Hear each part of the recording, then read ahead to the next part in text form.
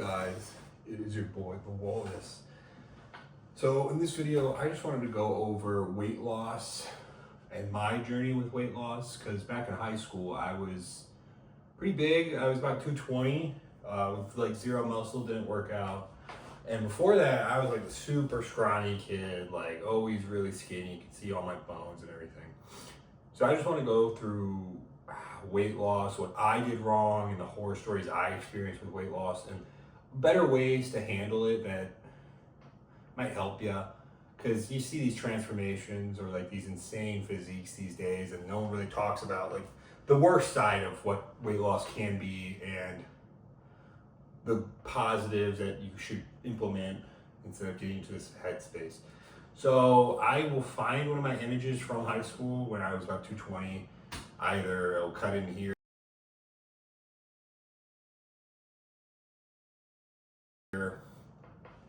or I'll have a picture right here. But yeah, so I was 220. I graduated when I was 17 and then went to college around 18, 19. So in college, I think I was a year into college. Me and my girlfriend at the time broke up, and I remember her calling me fat. So I was like, I'm gonna lock in.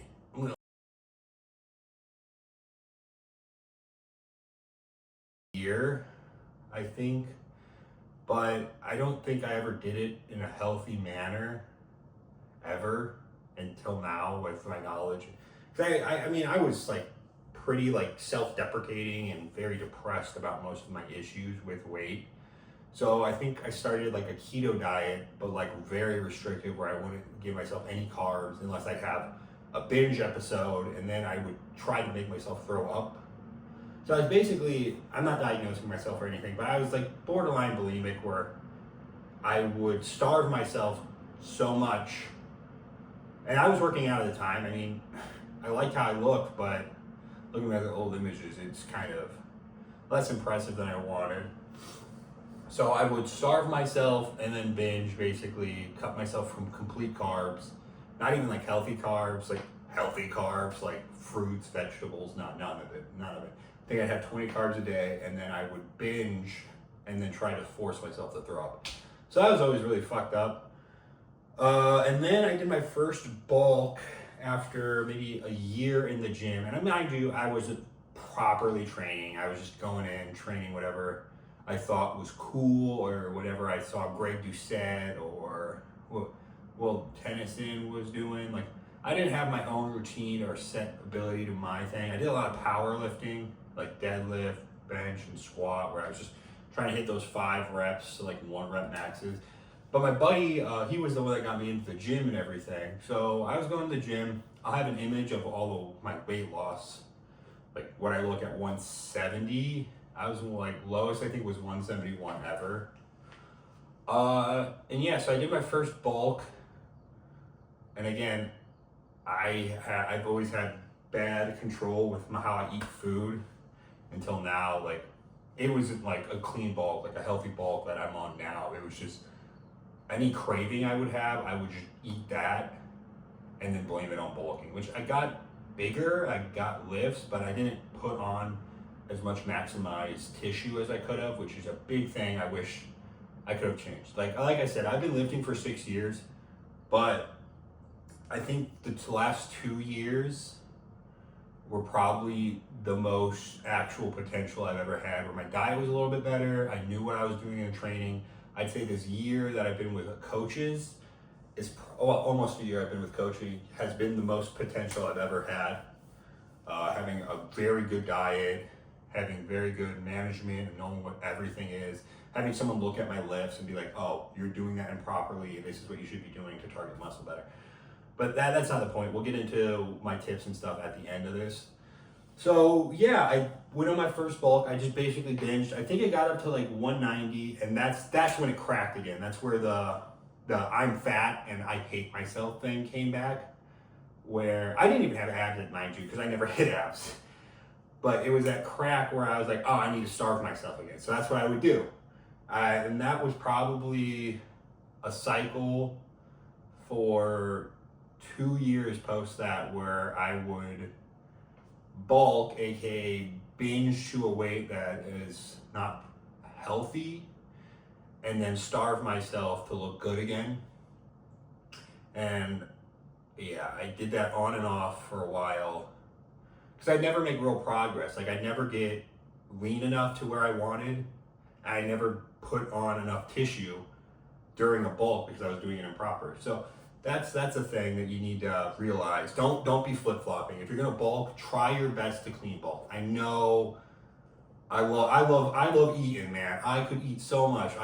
Food is great, but maybe keep it down to one cheat meal a week. And that's because that's what I do now, and I love my results. But so I'm just gonna talk about like what I wish I could do different, and maybe you could implement this, because my first thing is like I was saying, stick to one plan. If you're gonna cut weight till you're to a point where you're lean enough, like that 10 to 13% body fat. And don't gaslight yourself into believing you're 10 to 13% body fat, because I would do that too. And then I look at old images and I go, that was not 10 to 13%. So don't commit. Like commit to most things in your life. Like if you want to do something, you need to commit to it. So if you're gonna commit to putting on mass, aka bulking, then commit to fucking bulking. If you're gonna commit to main gaining, commit to fucking main gaining. Don't throw it away. If you're gonna commit to cutting, then commit to cutting. And also bulking, another tip for bulking is don't do a horrendous bulk. 200 calories, 300 calories, and as you increase your weight and stagnate, slowly increase them again. Like that's all you need to do for bulking. And then have that free meal once in a while. Frick, honestly, I'm not your coach, I'm not a dietitian, and I'm not a health expert. I'm just a dude. If you want like a cheat day, save one day a month for a cheat day. Do a little extra cardio before, a little extra cardio after, and then get back on your diet. That's what I would do. I would starve myself the days after of a cheat day or a cheat meal. I would starve myself that whole day, fasting to fix it, because I wanted to see the number on the scale go back to where it was. Which in reality, if you're on a proper diet, like how I am now, like with eating the same things every day, and keeping my body well maintained, prebiotics, gut is perfect, you don't need that. You're gonna have the excess of calories, and then you're gonna go back to your normal diet, and those calories are gonna get spread out, and in about a week, you're gonna be on the normal size on the scale, and hopefully, maybe you put on a little, like, 1 gram of muscle. Like, come on, like, that's another thing. And 2, be kind to yourself. Like, I even still to this day get in self-deprecating moods, like where I'm like, oh, I'm not big enough, I need to be doing more, or I'm not perfect. But no one's perfect in the end of the day. I mean, we see social media and these people are beautiful physiques, gods, and you don't see them having struggles and stuff. And I feel like that is a big thing that happens to us these days, where we don't see struggles. So when we have these struggles of self-deprecating or in our head, we feel like we're alone, but we're not, you know? Everyone has those bad days, and everyone has a good day. So just be kind to yourself as much as you can, you know? Like, you are a human, and that is one of the craziest things to ever be. Like, let's be honest. If you think deeply about it, it's kind of like, holy shit, I'm recording a video, and other people are gonna see that. Like the existence we have right now is so crazy that you hating yourself and making yourself feel bad, or letting things affect you to make you feel so sad and unhappy. It's just, I'm sorry.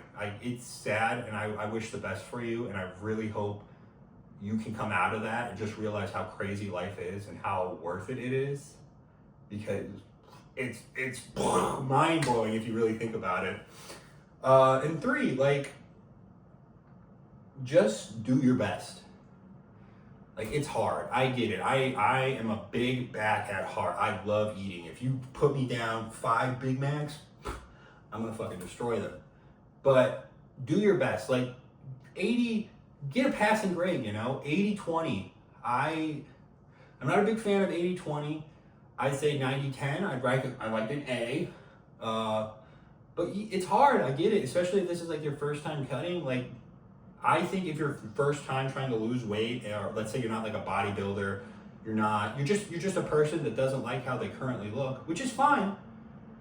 you shouldn't feel bad for how you look, but you should be proud of yourself that you are going to take the steps to achieve something, like losing your weight, putting on more muscle, going for a fucking walk today. Like, those are wins. Every little win's gonna equal a big win one day.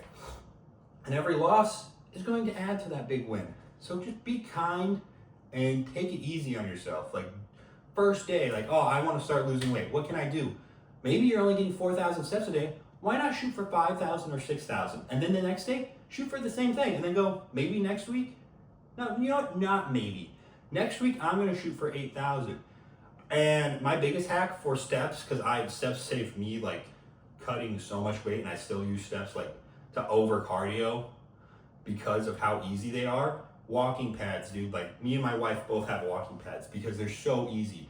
My recommendation, if you like are a gamer or like play PC games, if you play PC games, dude, get a freaking standing desk and a walking pad right under it. It's like $200, save up a bunch, or just ball out on a budget, you know, and buy that, dude.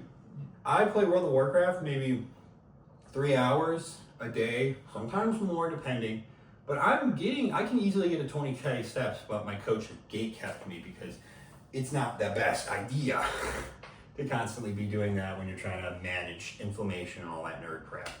So that's one of my best steps. Or just get a walking pad if you have like a PlayStation, just throw that in the living room because they're super easy to store. They mostly can fit in a closet.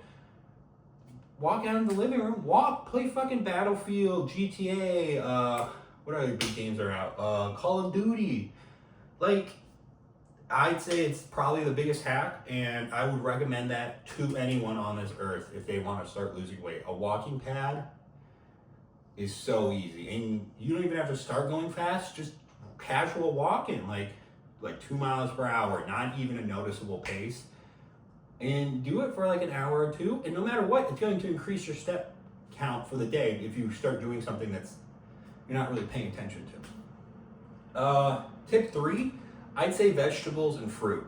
I really don't I like candy still, but honestly, after eating like super clean most of the time, I honestly prefer some more fruit or a vegetable. Not really a vegetable if I'm being honest, but fruit really satisfies me to the extent. I mean, of course, I'm gonna have candy occasionally if that's really what I'm craving, or like pre-workout for extra carbs. But like these higher dietary fiber in your diet's gonna keep you full. I feel like everyone knows that. So just keep that in mind. Or like a fiber supplement. I take Sicilian husk. It's like generic brand, like 10 grams of fiber for 4 scoops. So I take that when sometimes I'm having cravings, because honestly, I take that. It's a little sweet. It's sweetened like with orange powder or something. And honestly, I just kind of feel full because it's just like a lump in your stomach. So you're not like hungry anymore or having those cravings because you're just like, oh, well, there's a lump in my stomach. I don't really want to fucking eat anything. It's just diet. But just focus on that diet and perfecting it as possible as you can. Like your protein, like a lot of people, when you see these GLP-1 things, they're like complaining of the look they get. But if you think about it, they're not training, they're not doing anything, they're not changing their lifestyle. So change your lifestyle while you're doing this so you look better. And also keep it slow, keep weight loss slow. Because I believe if you lose weight very quickly, you tend to have more loose skin. I don't know where you're coming from or what your weight's coming from, but just keep it a little slow and it'll be a lot better for you. And honestly, you'll enjoy it more because you won't be, let's say your base metabolic rate's 3,000 calories, and then you go, well, I want to lose a lot of weight. So you drop it down to like 1,800. You're going to feel miserable and you're not going to stick to it. Let's say you drop 200 calories and you slowly lose that weight. You probably won't notice the 200 calories. You'll slowly increase how much you're training at the gym. You slowly increase how much you're walking. And next thing you know, you're actually burning those 1,000 calories, but you're building muscle, you're feeling better, and you're more active. So you're not really thinking about the fact that, oh, I'm actually burning 1,200 calories, and then the scale weight's going to drop like crazy. So yeah, just love yourself, guys. It's not gonna change much, but you know, life is a one-time thing, so if you're not gonna fucking enjoy it, it kind of sucks. All right, I hope you guys have a good month, a good week, and a good day. I love you guys. Bye-bye.